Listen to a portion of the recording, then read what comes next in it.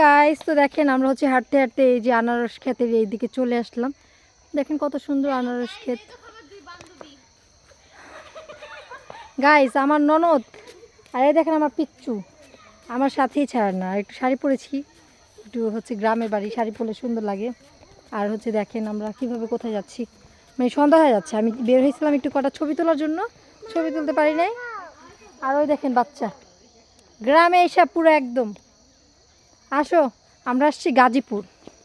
গাজীপুরের জায়গাটা এত সুন্দর, মানে গ্রামের দৃশ্য অনেক সুন্দর। আরে দেখেন গাইস, বাঁশ বাঁশ, চিকুন চিকুন। ওকে, তো যাচ্ছি হাঁটতে হাঁটতে, যাব হচ্ছে ছোট জায়ের মামার বাড়ি।